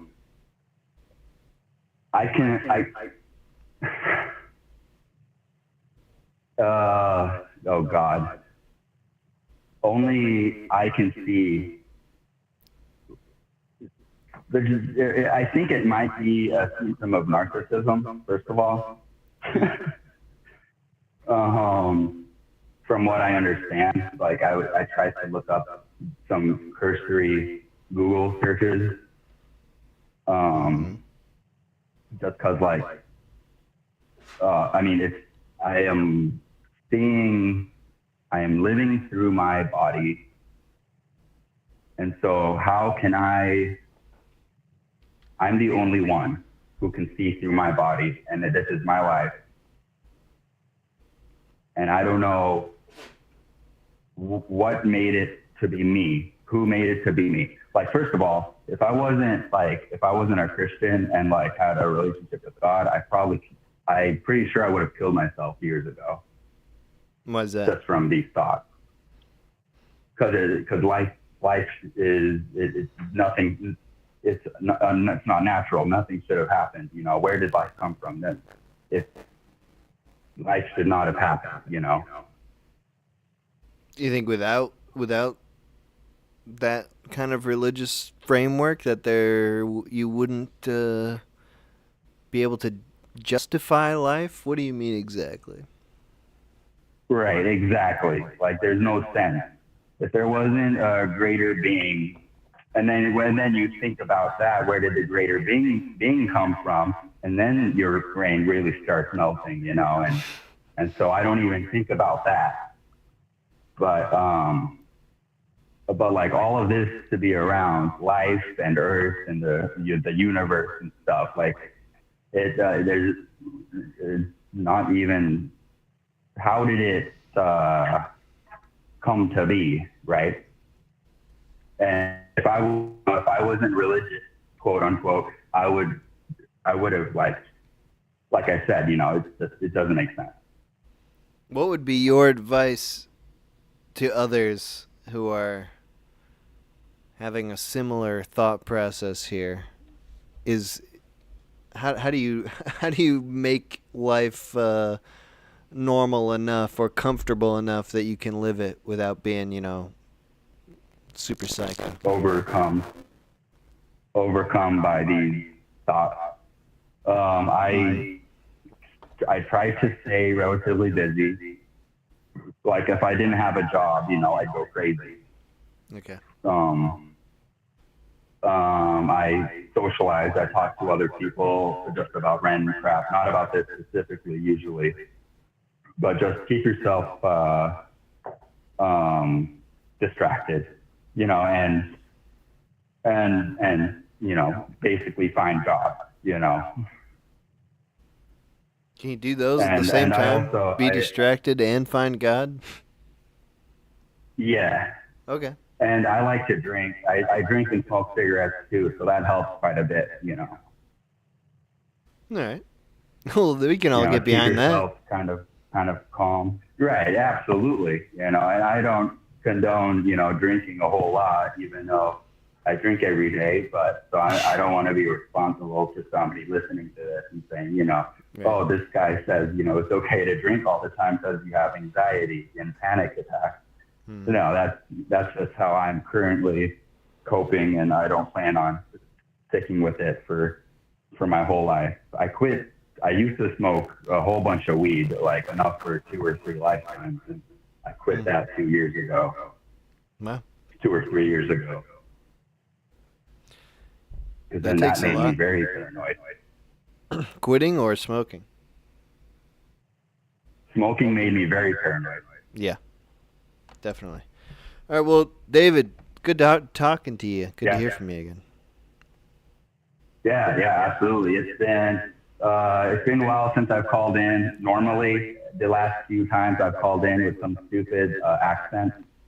Mm-hmm. And but this is the real David. So it's good to talk to you. This is the real David. Yes, it's always a pleasure. All right. Have a good one, David. All right. You too. Goodbye. Bye. All right. 518-288-7938. We are talking about psychosis. We've been talking a lot about drugs. I mean, these things, I guess, they go hand in hand. Frank? Yo, what's up, man? Yo, how's it going? Good, man. I got lucky. Talking about psychosis. I know the previous guy was talking about shrooms and like, you know, some like similar stuff to that. Are you trying to like avoid topics that were onset by a substance? No, I mean, I'm open to anything. Whatever you got to say. All right. Well, I used to smoke weed a lot, and I really liked it. And I did shrooms one time, and I didn't have like a bad experience. It was just a weird experience, you know. Like I was playing a video game, and I died in it, and it freaked me out. And I just kind of like laid in my bed until I fell asleep. Like I didn't you know, have a full on like panic attack or anything, but I just felt like uncomfortable. And then after that, I went to smoke weed with my friends afterwards, and I freaked out. I don't know what changed in my brain or something, but I smoked weed with my friends, and I thought that they were like all like actors. Like I'd hate to like compare it to something like a source of like media or something, because it makes it seem less genuine, you know. Mm-hmm. But it really did like feel like I was in the Truman Show, Mm-hmm. like in a sense where like everyone was just like almost like I was like I wish I could like find like a perfect way to compare it, but like everyone was like aware of me, and like I was almost like being like kind of mocked. I don't know. And I walked home from his house. I got home and I was like freaking out the whole way. I thought every car was like staring at me. I had like people in my head telling me stuff, you know. And I got home. What do you mean by that? Like different from like, your own thoughts? I'm sorry if I make gross noises. I'm a little sick right now. But it was like, yeah, kind of like my own voice, but then other times like just weird people that I've met like telling me like really mean stuff, like I don't know, it's, I'd hate to say it, but it was like a very like suicidal in the moment, like but I didn't myself feel like depressed. It was more of like almost like a frenzied panic, you know. And I got home and you know, I had never felt like so out of my body, you know, out of like control. And the only person home at the time was my uncle, and you know, I like, you know, I just needed to get rid of this feeling, and I like was talking to him about it, and you know, luckily he like calmed me down a little bit, and my dog jumped on my lap, and like it like gave me a big source of like comfort when my dog jumped on my lap and like made me feel a little bit better, and I like hugged him, and my dog and my uncle like yelled at me, and he was like, "Don't do that." And I was like, "What?" And he was like, "Don't hug him. He doesn't like it when you do that." And it like sent me like full on like freak out panic mode again. And I was like, "Okay, yeah, I won't do that." Like I had to like pretend that I wasn't freaking out. And I was like, "Thank you, I'm feeling better." And I went downstairs and I don't think I slept for like the next like 3 hours, and I like could not like stop freaking out. Like I was just like in my own world, just having this like crazy panic episode. And it's still like not like that bad, but it's like I still get something sort of like that anytime I try and smoke weed again.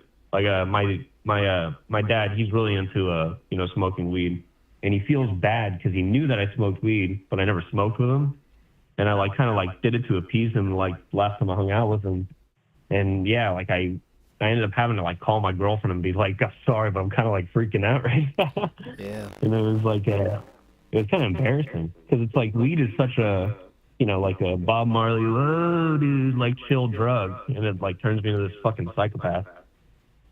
Well, it's funny. I think I think all psychedelics do have they've got, I don't know, I see differences and similarities between everyone's how they react to them, but I always notice that when I'm doing that stuff with other people, I find it incredibly uncomfortable.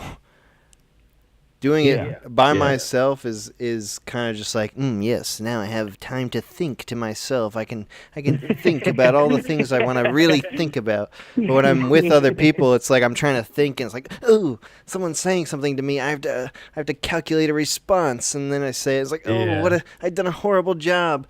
But it's just like, I don't know. There's it's a very strange thing. Yeah, I see what you mean too. It's like and the ability to misinterpret anything, like in like just like, you know, talking to a group of people, you know, like there's times where like even just like a little awkward comment can kind of like make you like feel a little weird, but an awkward comment while you're like on like a psychedelic can like suddenly destroy you into this whole like thought process. Yeah, things that you could kind of just like shrug off become like the focal point of your thinking. You just like go crazy thinking about it. That's I forget what I was gonna say. There's something just like I lost it.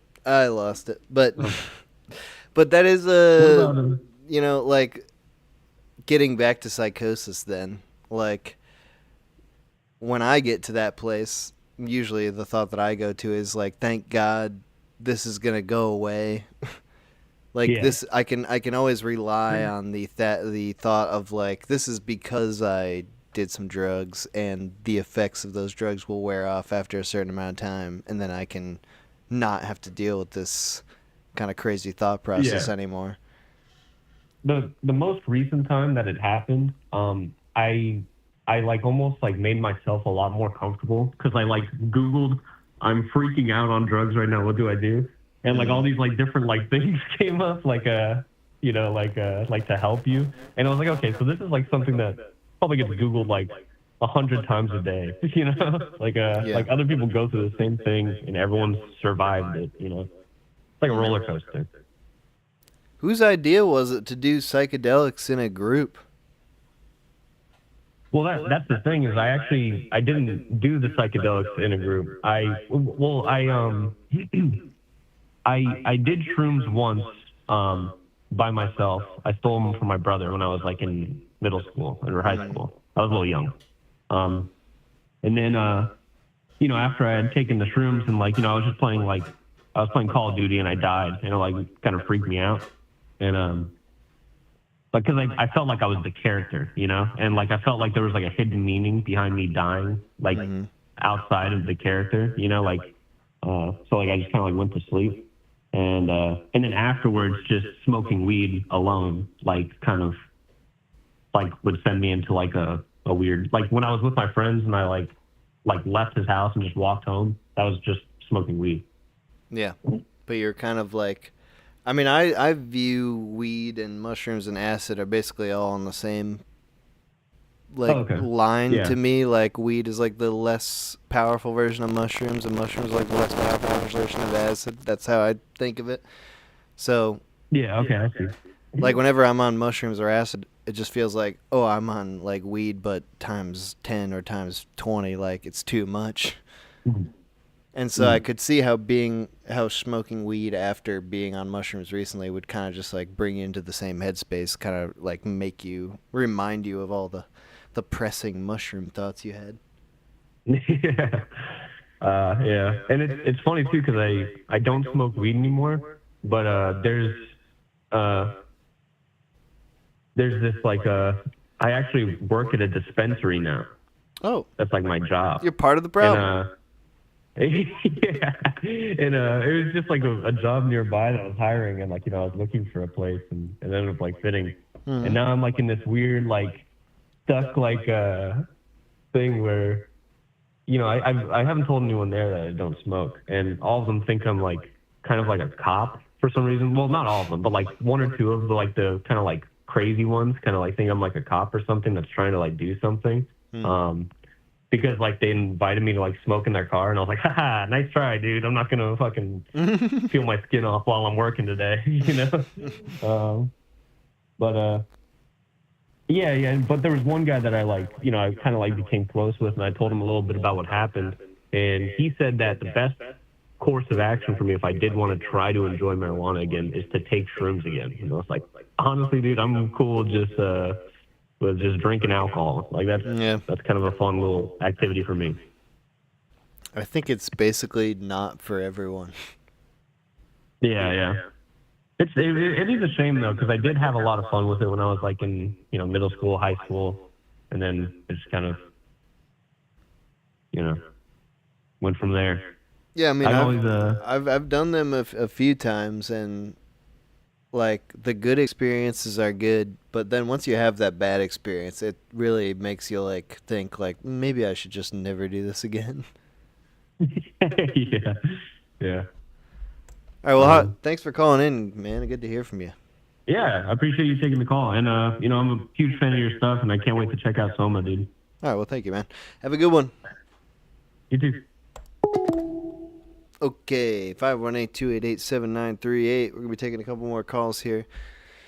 Like I was talking, and it gave me a very specific thing I wanted to say, and then I forgot it. Oh, I hate when that happens. But maybe I'll remember before the show's over. You have to keep the show going until I remember. 518-288-7938. Call in. We're talking about psychosis. A lot of drug-induced psychosis today, but, we're open to the regular kind, too. People who are just excited or depressed. 518-288-7938. Are we done? Are we out? Are we out of callers? I gotta eat some chips. Doing the stream on an empty stomach.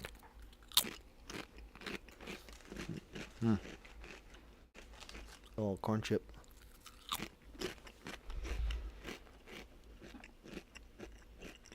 (518) 288-7938. I mean, hey, okay. Here's a call. Call from Max. Whoa, I'm on the show. What? Yeah, dude. Are you crazy? Oh, I'm a little crazy. Okay. Well, should I just start? Yeah, go for it. All right. Well, I'm not like the craziest guy ever. I've never really had like a religious delusion or like an alien delusion. But I had one crazy thing that happened to me. It's pretty psychotic, I guess. It's kind of similar to what you described, right, with the aliens controlling your mind thing. Right, and so like a long time, like when I was about 15, I think, I had this thing that just came out of nowhere, and it just felt like I was not doing what I was doing. It was like just something else was like doing it for me, and I was just watching. Right. And the way that like I was thinking about it was like there was like a documentary I saw a long time ago where they were talking about how your subconsciousness does like apparently like 90% of the work, and you're basically doing nothing. Your consciousness, right? And so that's what I was like rationalizing with. So it's just sort of dissociating like that for a bit. And I think it's pretty interesting because I thought it was a little similar to what you were describing. Yeah, man. There's that whole thing where it's like there's those thoughts that I feel like I'm consciously thinking of, like I chose to think these thoughts and now that I hear them in my brain. But then there's the majority of thoughts just come out of seemingly nothingness, like from the subconscious. Right. That's what I was thinking about. And it sort of freaked me out for a while. Yeah. Right? What's the deal with that? It still kind of does. Yeah, where are those thoughts coming from? They just come from the air around you? Or are they coming from the aliens off planet or God or what? What's the thought? Yeah, and that's sort of like the way I interpret psychosis is sort of like it's sort of like this weird stuff that like it comes from like the subconscious or like the aliens or something out there, and it's just our conscious mind trying to like adapt to it. Right? Like, why could this be happening? Like, 'cause sometimes I like hear some stories about like other people experiencing psychosis, and it's like they ran for like a mile, like 5 miles or something for no real reason because they thought they were like Jesus Christ or something. And I think that might be because I don't know, like some part of them was like experiencing some, like a feeling that was just sort of like out of place with what they usually feel, and sort of the conscious mind was just trying to explain it. Because to me, like the conscious mind is sort of like this unit in the brain that does like mental management, and sort of like explains things, like rationalizes things. And Like so the to me, that's what's the conscious mind isn't actually coming up with your thoughts, it's rationalizing the thoughts that arise out of your subconscious. a bit, yeah. I think it's sort of like this guy that like he manages like reason and like cause and effect stuff, so that like you're like operating well, I guess. Maybe it's just like a parameter that's in your brain. Maybe just even when you're born. I don't know what could affect it, but the parameter being like how impulsive you are, which would just describe like how willing you are to act on things coming out of your subconscious. Like before understanding them or trying to rationalize them, it's just kind of like, I felt this thought came to me, and therefore I'm going to act on it. That's like, it's very important to me to act on it right now. Right. It could be. Right. Because like. What do you think? I think it's very interesting. How like just like thinking about your consciousness, and like what if it was like just something that's like when you're born, it's just like predetermined, sort of. Is that what you were describing? I mean, I'm talking specifically about like being impulsive, because that's what I think is like would cause you to act on a thought that you don't understand. It's like before you go through the rationalizing process in your consciousness, just like, I have a feeling that the aliens are watching me and I have to entertain them, so I'm going to just start doing a dance. Right. Yeah, I think sometimes, yeah, it sort of just like overwhelms you, I think. Or I have a thought that the aliens are telling me I have to run to Los Angeles or Minnesota or something to deliver this message, so I'm just going to start running and I'll figure it out on the way. Yeah, you're like rationalizing sort of part. So it just like breaks down, or from the point of view, it's sort of like wrong, right? I guess, yeah. Right. Well, I mean, is that going to be, you know, like this is the paranoid part of me, is thinks like in the future is like we're going to talk more about this and we're going to have a deeper understanding, and people are going to actually, where it used to be crazy to think people are beaming messages into my brain telling me to do things, maybe that's something that could actually happen in the future. Right, and you couldn't really tell, right? Yeah, because they're beaming it into your subconscious. Yeah, it's from inside. And then it's like everything that you're doing is not actually coming from inside you. It's been implanted there by some third party. Yeah, it could be, you know, because like really reality is sort of just like what we see it as. You know, if they like convince us like with some sort of like ray or something that this is how it is, then you know, it is how it is. It's sort of scary to think about. Yeah, exactly. Reality is the shared version. So it's like if we're all getting fed the same data, the same fucking 5G rays or whatever, it's like we could have all of our subconsciouses be tainted, and then therefore reality would be unreal. It would be based on whoever is beaming this thing to everyone else. We're getting into crazy talk right now. I just listened to myself saying that, and that sounded like a crazy person. Well, I mean, I think it does have some sort of merit, right? Just thinking about like where your thoughts come from and stuff like that. That's pretty important, honestly. Right? But like our subconscious is made up of just everything that we take in, right? Yeah, in a way, it's sort of just this. I don't know. They don't know. The scientists don't know, at least. Yeah. Well, I don't know. Who really knows? You know. Not me. Right, but it's sort of strange to think about because there's got to be somebody at the like beaming the rays into your brains, right? Right. Maybe. But it could just be, I don't know, like the rich, the corporations and shit. You know? It's more fun to think that it's like aliens and shit, because then it's like, what do they want? What's their goal? There's a little bit of mystery.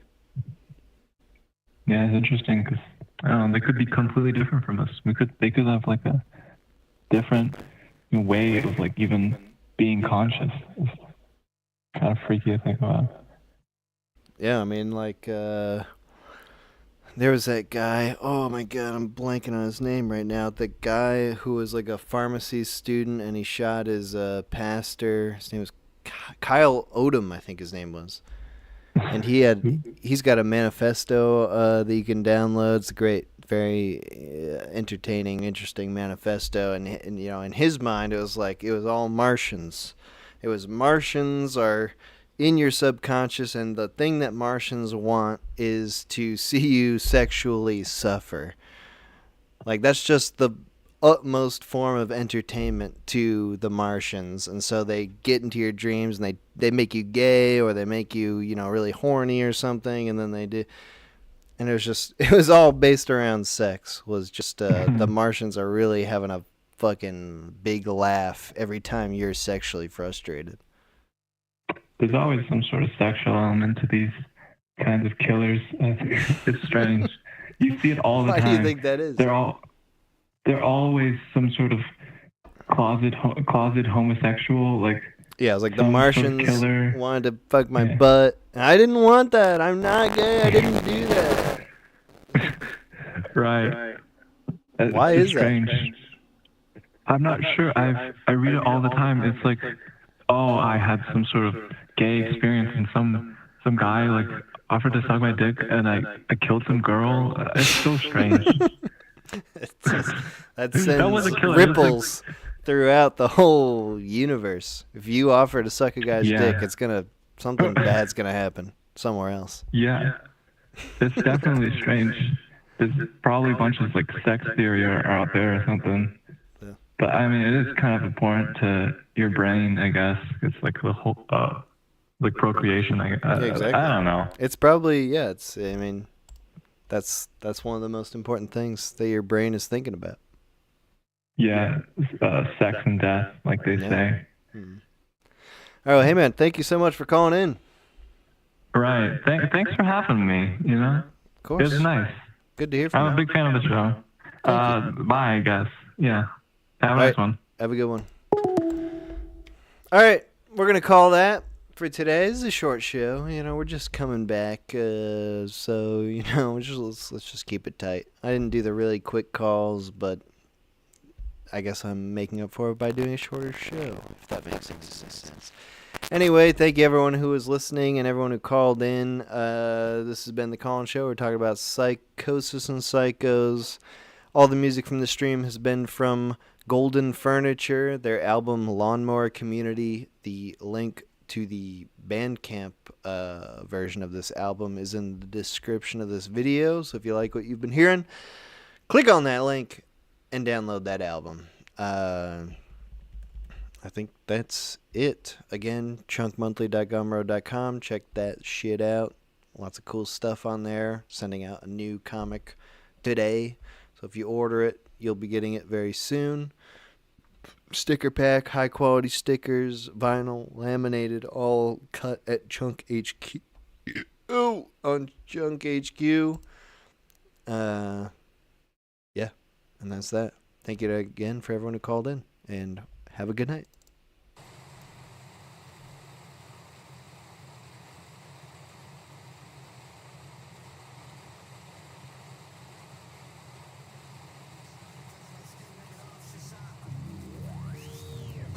Stop. Stick on the phone in withdrawal, make guts and big sigh. The bugs are everywhere. The bugs are everywhere. The bugs are everywhere. The bugs are everywhere. The bugs are everywhere. The bugs are everywhere. The bugs are everywhere. The bugs are everywhere. The bugs are everywhere. The bugs are everywhere.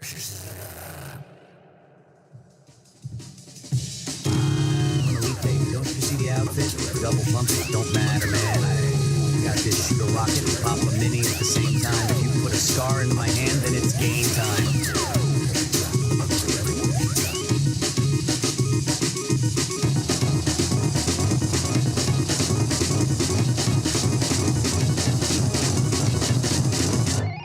Game time.